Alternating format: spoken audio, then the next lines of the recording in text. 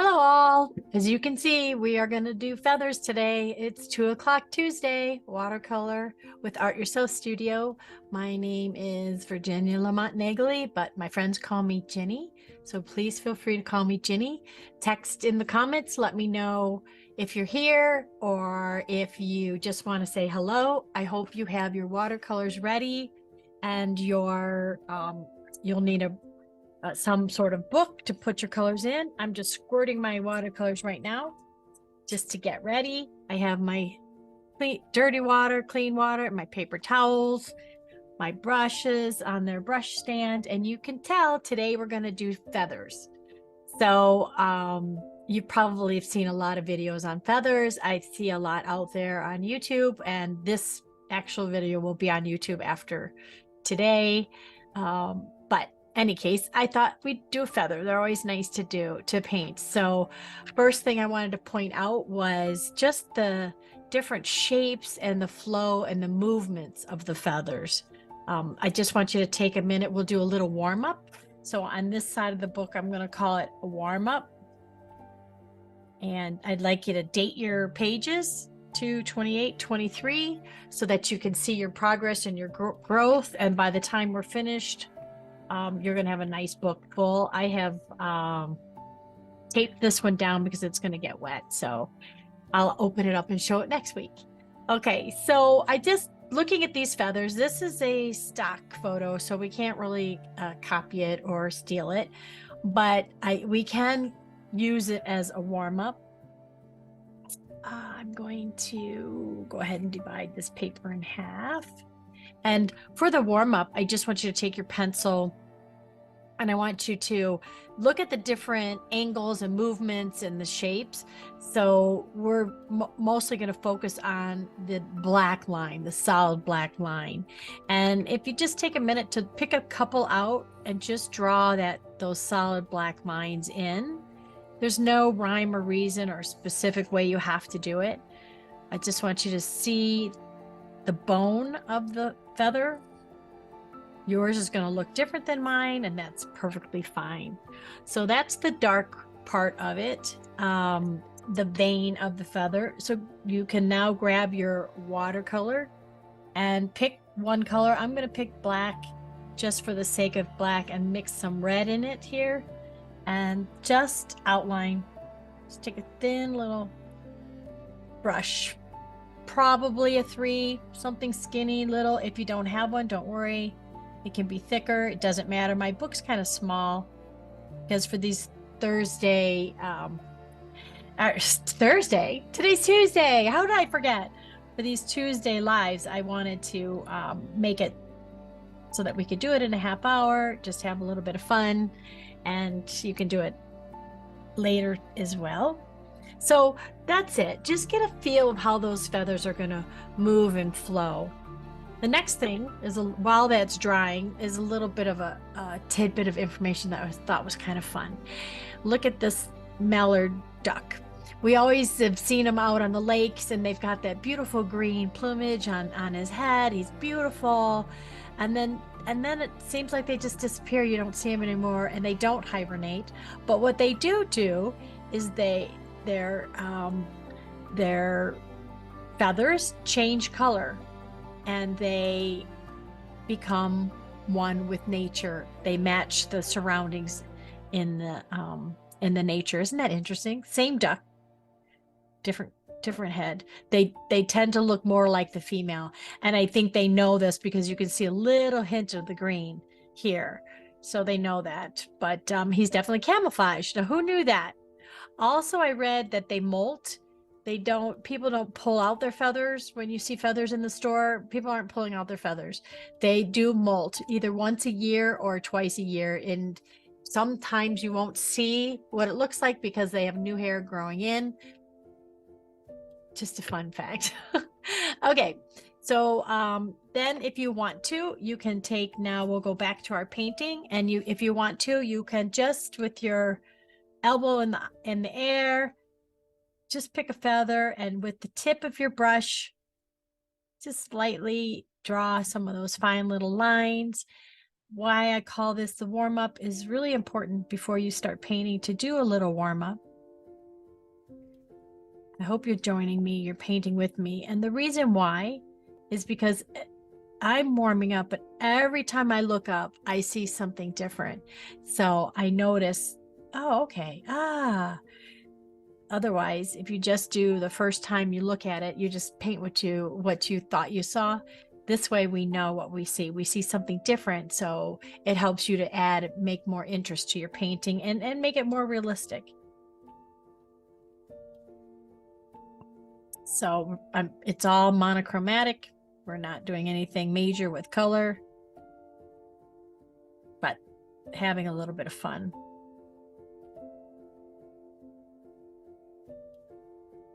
Some of them are fatter, some are skinnier. Take a deep breath, relax.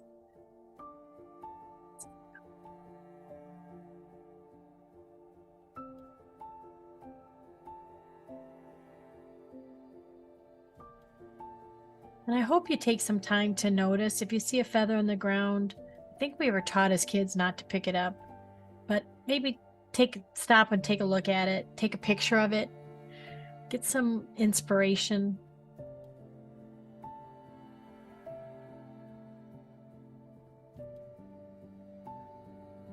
We know blue jay feathers, we know cockatiel feathers. I collect the feathers from my bird. I have a conure, pineapple conure, and I collect the feathers and I put them in my mixed media paintings.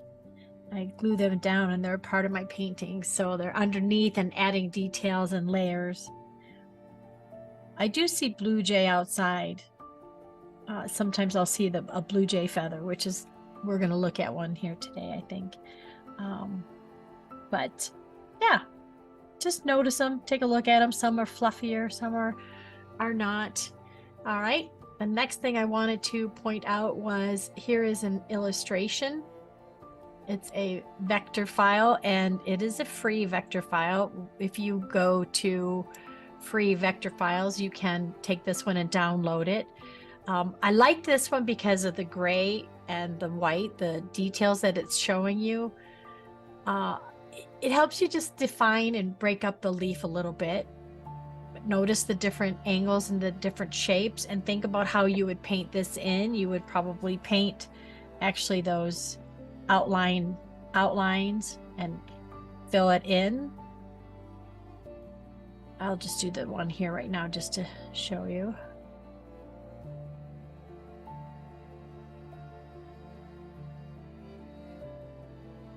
Just did that one side. Let me get another color. I'll use just a blue back, and then you'll see the breakdown of it. And I'm having fun. I'm not too worried about it. We're playing, we're just being creative. Just hopefully this is just inspiration for you. So the next thing I wanted to show you was, I'm going to close that out, was these feathers. Just to give you some inspiration, you can, now we're going to draw one, but look at these feathers. You can choose.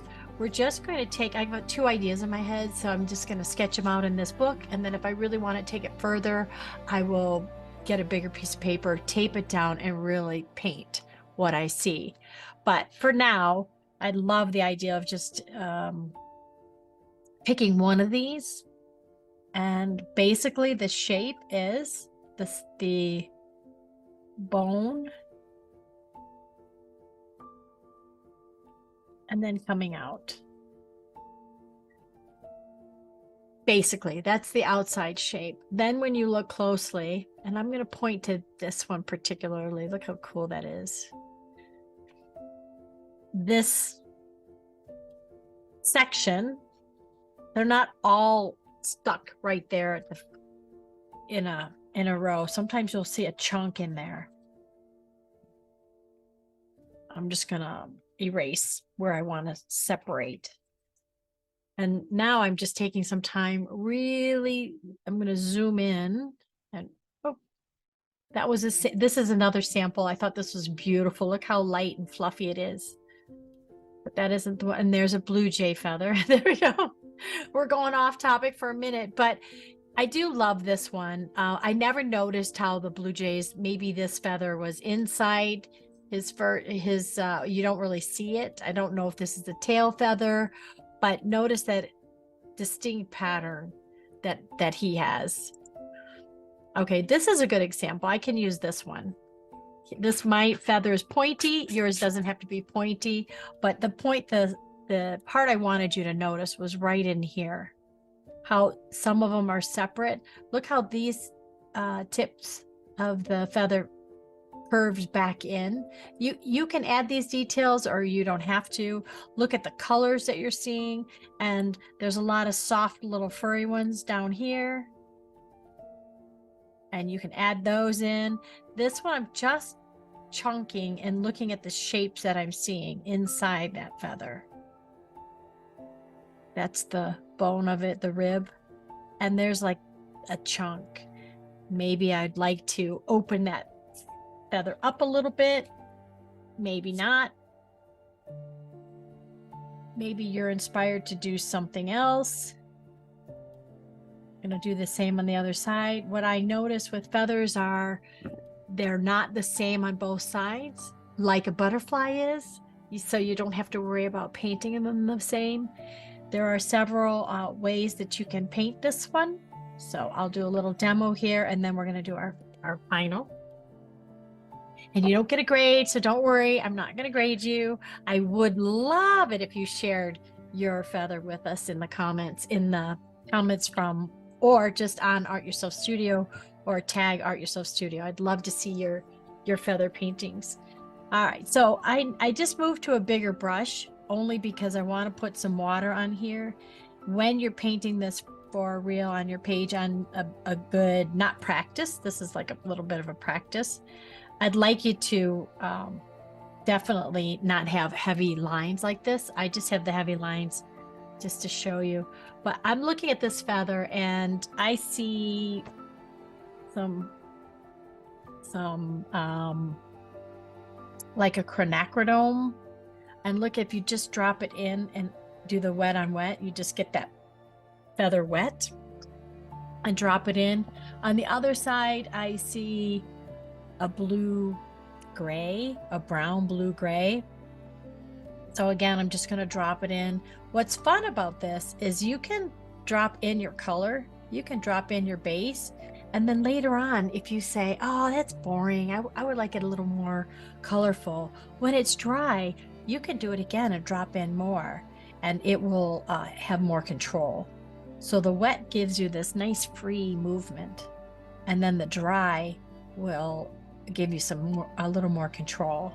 This is what we love about watercolor. It's the hint of what's really happening in the painting. I see some burnt sienna as well here.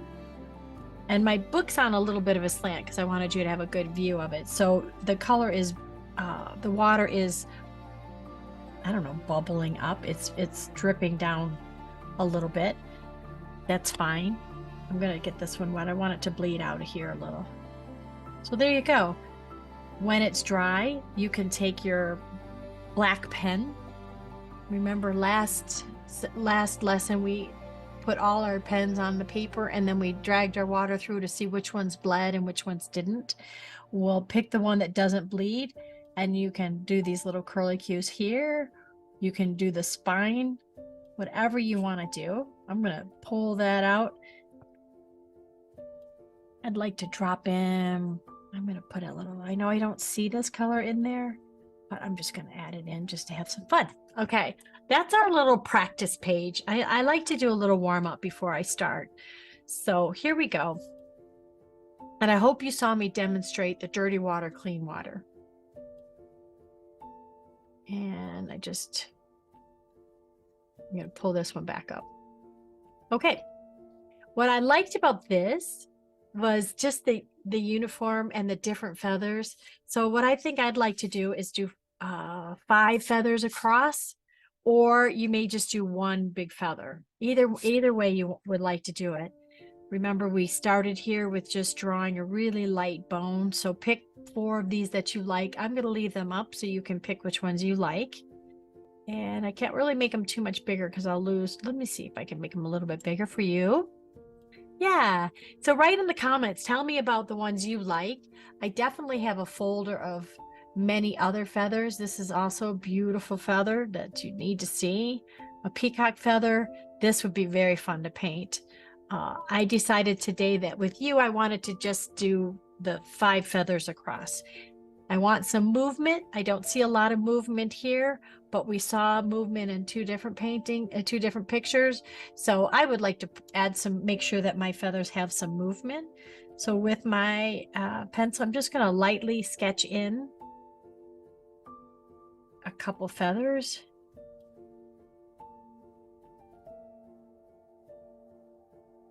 And I hope you do too. And don't worry, if you don't catch up with me, you can go ahead and continue after and then just post later.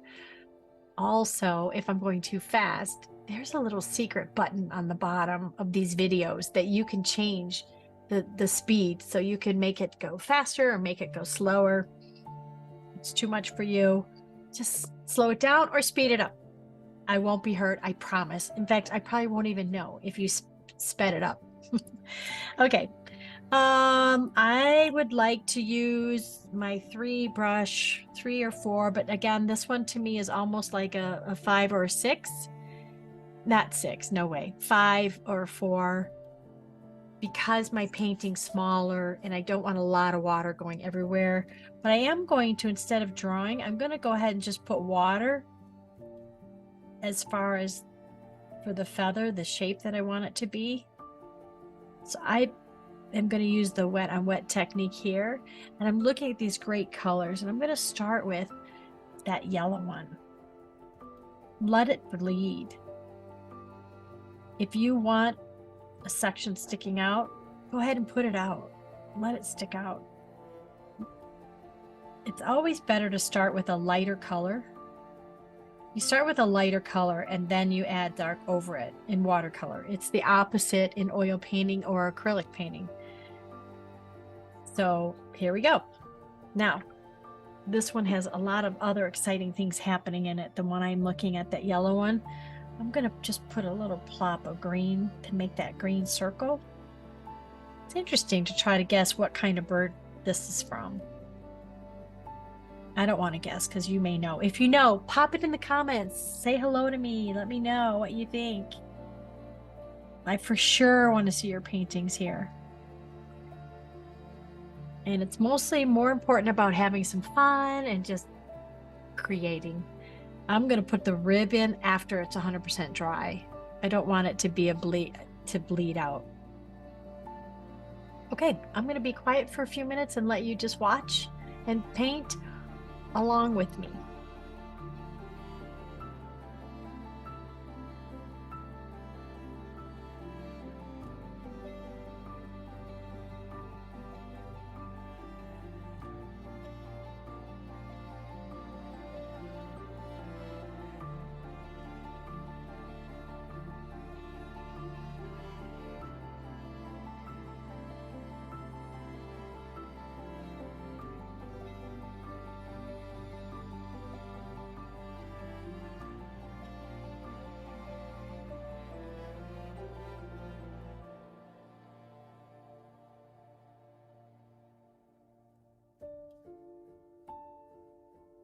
I am keeping my elbow high. I am using my finger to go across. It just FYI, I am left-handed, so those lefties, you got a left-handed instructor. That doesn't happen very often.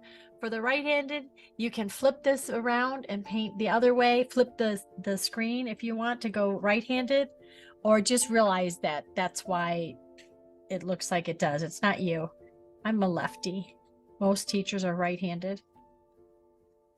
And I'm just now I put that first layer down, really light layer. Now I'm just kind of having some fun, putting a little bit of detail, but it's not all the way dry. So the detail's blending in, just having fun. I really like that blue.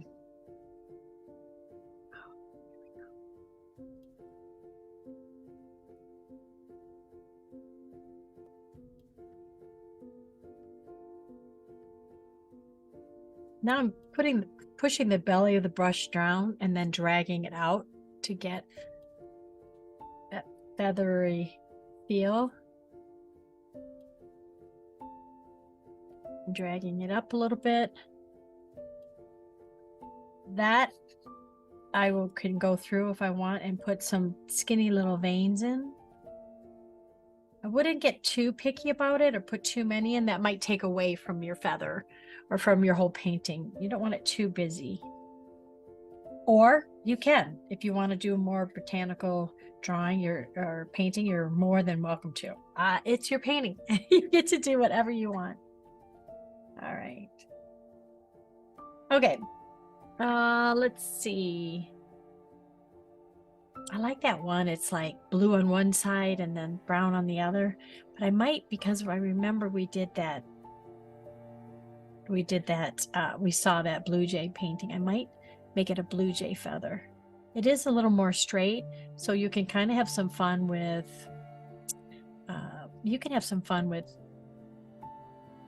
just playing with the color on this one because it is straight. I was looking for that brown. It's probably a raw umber. Oh, I don't mind having that transparent reddish color underneath. I don't mind that at all. That's pretty. The other side is going to be a blue. I have something called Moonglow Blue by Daniel Smith. I love Daniel Smith paints. I don't get paid by them. I'm not one of their endorsers, but I do love their paints. I think they're rich, they're thick. Start out with a Jerry Q set, a beginner set. I do that with my beginner painting watercolor class. Is you start with the Jerry Q, and then when you run out of a color, then you can buy a tube. You buy, like, I ran out of yellow first, so I bought the yellow tube, and then from then on you'll just buy tubes and squeeze it into the same little pot that you used. I love Daniel Smith. I find them to be very rich. Jerry Q is great for beginning. They're a medium. They're not a student grade, but they're not professional grade, so they don't cost as much. But student grade watercolors, you may be disappointed. Okay, I'm looking at this one right here. It's very exciting. Wow, I like it because it's really torn apart a little bit. It's like opened up or something. So I'm going to try to do that one, but I've got a blue, a red, I've got a two-tone here, and this one is definitely, now that it's dry, I'm going to have to do more to it. I really like how this looks, that wet on wet look. So I think I'm going to do one in the middle. It's going to be more like a rainbow feather. Do the wet on wet technique. I'm going to pull a little bit out, and I'm designing how my feather is going to look with the water. You might not be able to see it, but when I drop water in, you will. So I'm kind of designing it as I'm getting it wet and going. So you will see. And I'm going to do rainbow, so I'm going to start with the yellow. Plop it in the top, let it just move a little.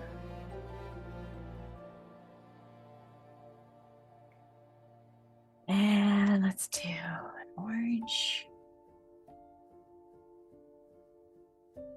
Just tapping it in, tap, tap, tap,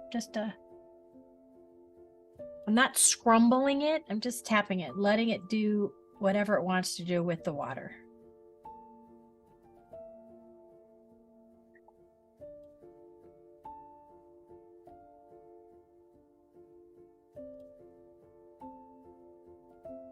And again, this is a 3 brush, a 4 would work, or a 5.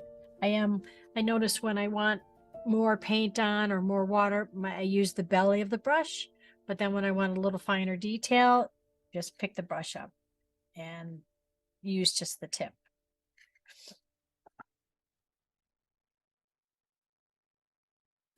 All right, there we go. If it's not moving enough, or if it's not rich enough in color, that just means that you need to dig in your paint a little bit, or maybe that particular well didn't get enough water to start when you first started painting. to warm up for the lesson. I find that if you get all your paints wet, I might have said this and I might be like a broken record, but if you get them all wet, then you're ready to go and you can paint however you want to paint, because you might decide to be have a little inspiration. And for example, I'm going to just drop some purple in here and see what happens, because my purple is ready to go. I like it when it bleeds out like that. And this is 140 pound watercolor paper.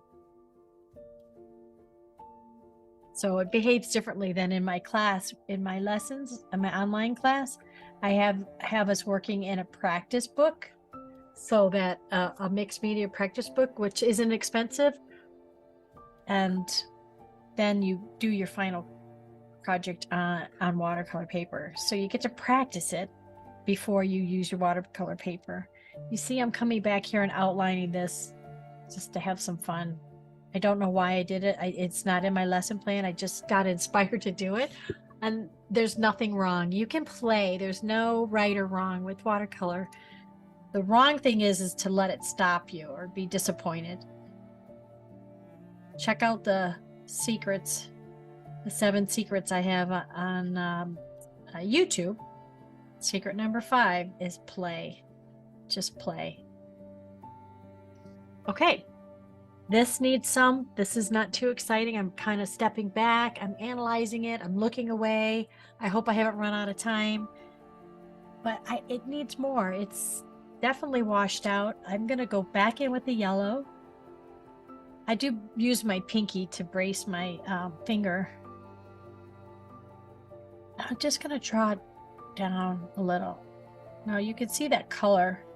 I dug into the yellow, but there was green on my brush. So it came out in the, let's see if I can lift it. It came out in the paint. Nothing wrong with that. Let me go back and get some fresh yellow. And then I think what I'd like to do is make it look more like a feather. Have a few more of these teeny, so instead of using the base, I'm lifting it up.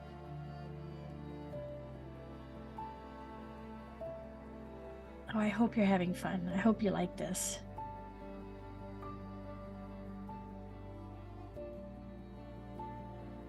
And I can't wait to see. You gotta show it to me, please.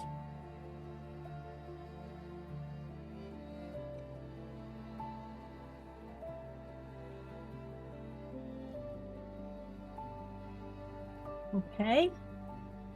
And I always like that. Oops, I like that paper towel bucket I have here, because then I can dry it off.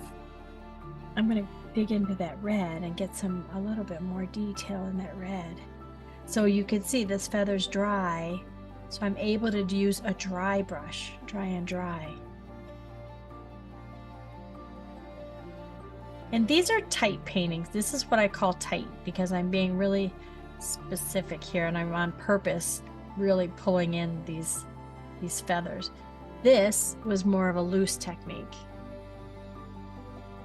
You get to do what you want. You get to decide, tight or loose.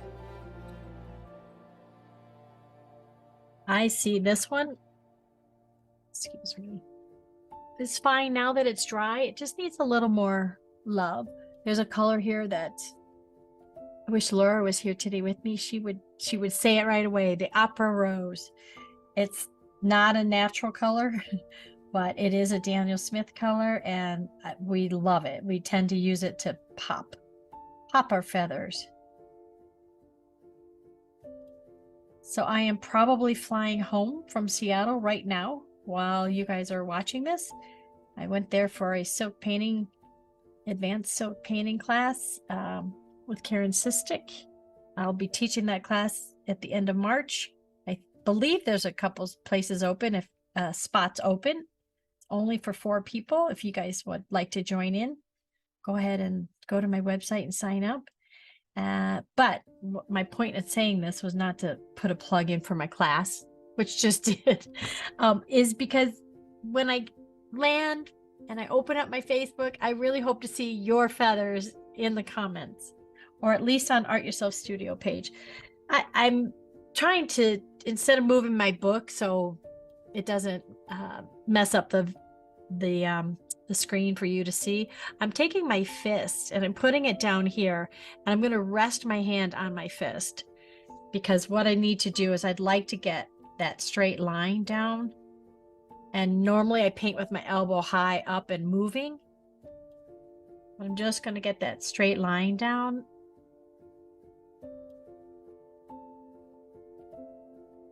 And I think I like that. I like what that's doing. Now I could take a different black or a dark color like we did over here for the bone of the feather, but I'm going to use them in the blue family.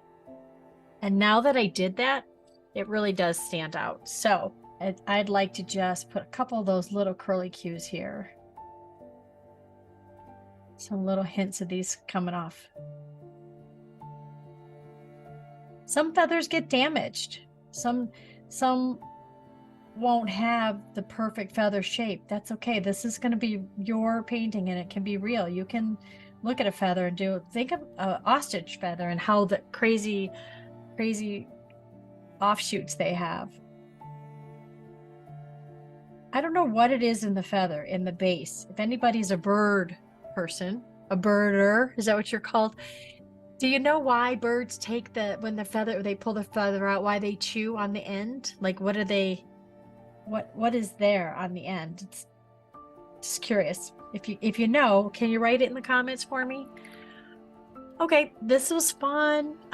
This part washed out a lot, so I'd like to add a little more excitement in there. And I might just take the tip of the brush and just put some little feather strings in there.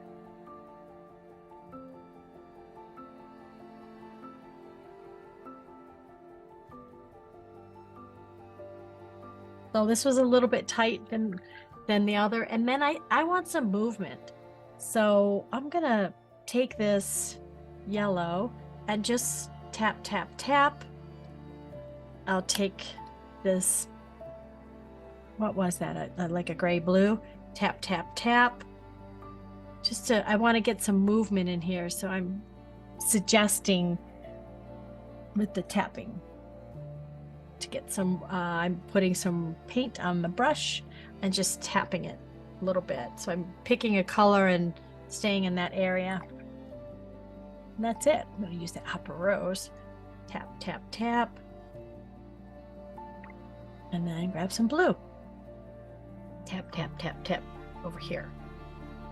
Yeah, I hope that's fun. I hope you had a good time.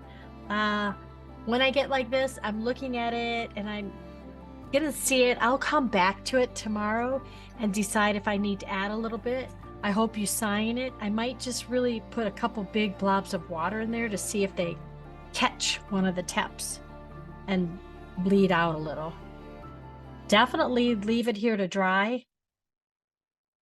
Just leave it here to dry, and we'll do some more of this with the background and spreading out, but I want to leave it alone right now. I'll probably play with it later. Look in the comments. I'll post the finished one in the comments, and I'll be looking for your paintings. I hope you enjoyed today, and I'm looking forward to seeing you next week. Please show me your paintings, and yeah, bye for now, friends.